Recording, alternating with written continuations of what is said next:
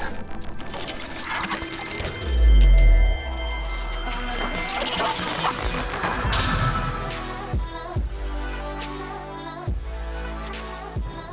Welcome back, guys, to another Clash Royale video, and today we have some huge news to talk about regarding some recent changes to the trophy system in this game. Now, as you can see right here, I'm on my brand new account in Arena 4, playing around and testing out the changes to the trophy system using this Troll Expo deck. Now, normally I don't use the Expo too much, but on this account right here, I don't really feel bad using it just because everyone I face is a higher level with much higher level cards. But at the end of the video, we do manage to find somebody that is equal level to us, which I'm assuming is because of the recent changes to the trophy system. But basically, what they did is they made it so that now in Arenas 4, 5, and 6, when you lose a battle, you're not losing as many trophies as you did before. But if you win a battle, you're still gaining the same amount of trophies. And based on my early tests, I'm getting about 30 trophies or so per win. But when I lose a battle, I'm only losing about 15 or trophies or so. And that's going to make a huge difference, guys. And it's going to allow a lot more people to push up higher end trophies and get to Arena 7. Now, I am really excited for this change because it's going to make for a much smoother experience for people starting new accounts, because that old level wall that used to exist at Arena 4 will be gone, and it'll mean a lot better rewards for a lot more people, because people that used to be stuck in Arena 4 should hopefully be able to push up to Arena 5 or Arena 6 and get those better chests with more gold and more cards in them. But that's what they did to the trophy system. They raised the trophy assist program from 1,000 trophies to 2,000 trophies, and I want to hear what you guys think about this. Are you as excited as I am for this change? Let me know in the comment section below. But so far in this battle, not too much has happened. Both of our towers sitting pretty much full health, but I'm dropping down a sneaky expo here on the left hand side, and my opponent has no elixir left to defend, dropping down a bomber, but the bomber dies pretty quickly by the cannon, and the musketeer able to get in there as well, getting a couple shots from the tower. And with one expo drop, guys, I'm taking that tower all the way from full health down to essentially nothing, in the end giving me the 1 crown lead with that one expo drop. And that's how I like to play with this deck, is I like to try and keep the expo a secret until the perfect moment, try and catch my opponent off guard and take out the tower with one expo. Now right here, he's coming pretty hot with a giant Valkyrie Spear Goblin push, dropping the bomber on the right hand side to take out the expo. I'm actually going to ignore the bomber on the right hand side and just keep defending this tower on the left hand lane. Bomber getting a couple shots off there, bringing my tower down to 800 health. But with 30 seconds left, all I really have to do is just focus on defending, and I will be able to hold out for the 1 crown victory. Valkyrie doing damage to the musketeer there, and then she's going to go on to kill those spear goblins, so pretty good value for that one Valkyrie. Dropping down a giant skeleton here on the right hand side. Like I said, just defending that tower that's already pretty low. Cannon going down to distract the Valkyrie, and with 10 seconds left, my opponent has no chance to come back from this battle, so I will be able to get the 1 crown victory over somebody that's 2 levels higher. Let's go ahead to the next replay here. So here we are, guys, facing off against another level 6. Now, it's probably going to take some time for this trophy system change to take full effect as everyone logs on and continues pushing up in trophies. So it will take a couple days, and you'll probably still see some higher levels in the lower arenas until they push up to about 2,000 trophies. Now right here, doing a slow push with the giant skeleton in the back there. That was really my only play with the card that I had in my starting hand, using a cannon to distract that mini P.E.K.K.A. But unfortunately, the mini P.E.K.K.A. is just too strong. He's going to go on to one-shot my cannon and then one-shot my musketeer. Pretty unfortunate that the mini P.E.K.K.A. was level 5, one-shotting my musketeer. And I also don't have enough elixir here for the arrows. By the time I do have enough elixir, it would have been too late, so I didn't even bother using it. Gonna go ahead and use my Valkyrie here to counter that skeleton army, but unfortunately, I have no elixir left to defend against this witch on the right hand lane. So I'm going to go ahead and use the arrows there to finish off those skeletons and also finish off the witch. But in the process, she did some decent damage to my tower, bringing it down to 850 health. So definitely not a great opening so far in this battle, but I do make a pretty epic comeback later on. Now he's coming in once again with that level 5 mini P.E.K.K.A. And take a look at how strong this level 5 mini P.E.K.K.A. is. Coming in here, one-shotting my cannon, and then one-shotting my musketeer. So I spent a total of 7 elixir there to defend against a 4 elixir card. And that's really why it's hard to win against higher level opponents, is because you're constantly making huge negative elixir trades just because your cards are so strong and so high level. That common card, that cannon story, is a level 5, the same level as a rare card the mini P.E.K.K.A as a level 5. So like I said, a huge difference. Now I'm doing a sneaky Expo Valkyrie push here on the left hand side. He's going to go ahead and use the Fireball to damage the Expo, but of course the Expo is pretty tanky. Valkyrie making her way up there. Now he chooses to use the Witch to counter the Valkyrie. Very interesting decision. Not too sure what he was thinking there. He did have the Musketeer as well as the Valkyrie in his hand, but he chose to use the Witch for some reason, and in the end, we are able to take out that tower and secure a 1 crown lead so far in this battle. But right there, he's doing some decent damage with that 1 counter push, bringing my tower all the way down to 227 health.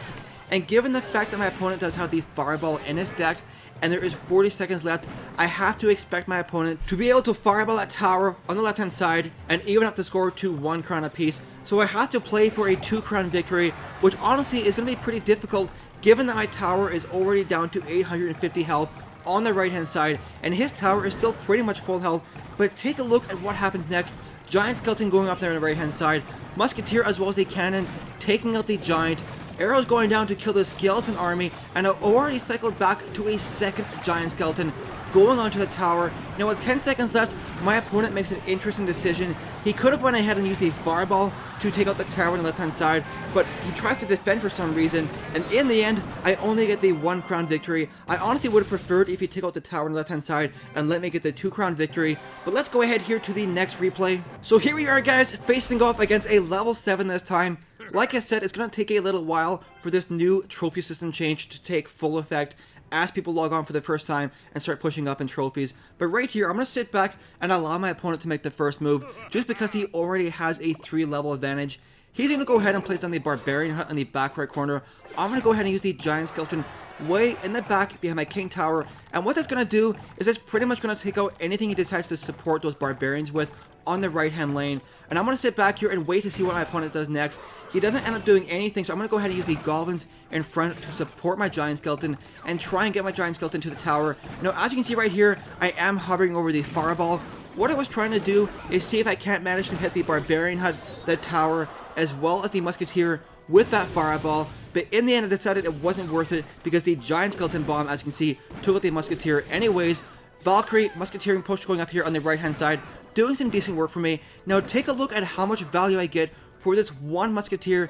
She's going to stop right here, start shooting those Barbarians. I'm going to go ahead and throw a Fireball, which is actually going to knock back all the Barbarians, and then allow the Musketeer to one-shot them. So she's getting some pretty big value for me right there, killing all those Barbarians, and then going on to kill the Spear Goblins as well. Gonna go ahead and use the arrows here to kill that Skeleton army, and all I'm really doing so far in this battle is just waiting for the perfect opportunity to go in with the Expo, and I'm also studying my opponent's deck, trying to figure out what cards he has in his deck that are strong counters to the Expo, and that way I can wait until he wastes his counter cards and then go in with the Expo.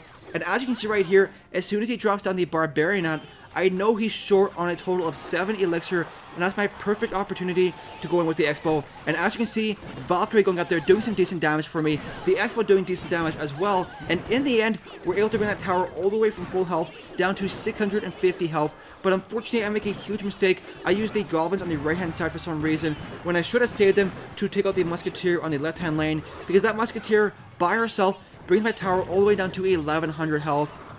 Now right here, he's got a bunch of Barbarians coming in. Gonna go ahead and get huge value for that 1 Fireball, weakening all those Barbarians and allowing my tower to finish them off. Gonna go ahead and use the cannon just for safe measures. I don't want any Barbarians going onto the tower getting any chip damage. And once again, using that Expo Valkyrie combo on the left hand lane. He drops down the Skeleton army, but of course the Valkyrie makes quick work of them. Musketeer damaging as well.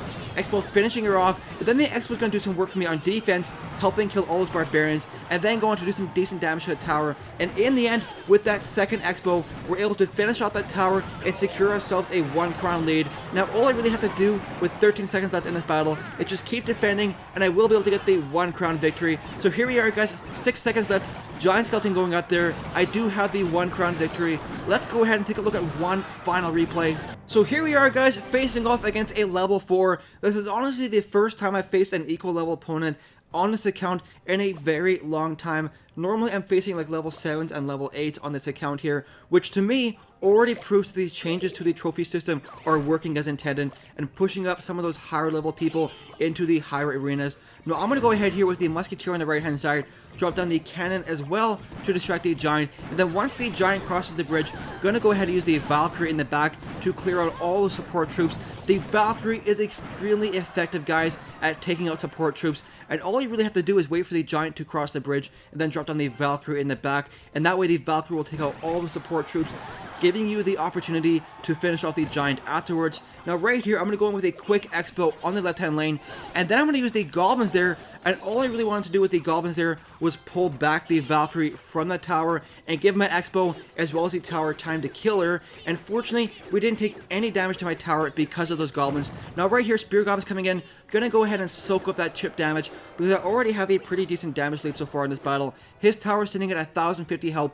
Both of my towers pretty much full health still in this battle. Gonna sit back here and wait till I get to 10 elixir before I make my next move, and then I'm gonna go ahead and do a slow push with the giant skeleton on the left hand lane, just because that's the tower that's already pretty weak. He's gonna go in with the right hand side with a giant minion push. Gonna go ahead and use the cannon to distract the giant, and then I'm gonna have the fireball here, and what I'm really waiting to do here is try and hit all the minions with that fireball. But in the end, I decided the minions were too far spread out, so I decided to use the fireball to take out the minions that were attacking my tower. So he did take some chip damage there at my tower. That probably wasn't really necessary, but that was just due to me hesitating with that fireball spell. Now right here, giant skeleton making his way to the tower, getting that giant bomb off, doing some decent damage, bringing that tower all the way down to 700 health in the process. So I have a huge damage lead so far in this battle. Both of his towers still pretty low, both of my towers still pretty much full health. He's coming in once again with another giant push. Gonna go ahead and use the musketeer and Valkyrie combo once again, and then use the cannon to distract that giant. And this is one of the reasons why I love the cannon over all the other defenses in this game, because the cannon is the cheapest elixir cost defense in this game, and that really makes it a lot easier to get down the cannon immediately to distract a troop like a giant. Whereas if I would have had the Inferno Tower or a Tesla in that situation, I wouldn't have had enough elixir to distract the giant. Now right here, giant bomb going off once again, giving me the 1 crown lead. Now I'm going to try and go for that second tower there, just because I do need the crowns for my crown chest. So as you can see right here, dropping down another expo on the left hand side with the Valkyrie up front, but unfortunately he does drop down the giant in time, which will distract my expo, and with only 14 seconds left, I don't know if I have enough time to take out that tower. Arrows going down here to kill those minions and also finish out that bomber. Expo finally locking onto the tower, but with 4 seconds left, I don't have enough time to secure the 2 crown victory, so I have to settle for the 1 crown win. Anyways guys, that's going to be the end of the video. I really hope you enjoyed it. If you did, please don't forget to like and subscribe. Thank you so much for watching, and we'll see you in the next video.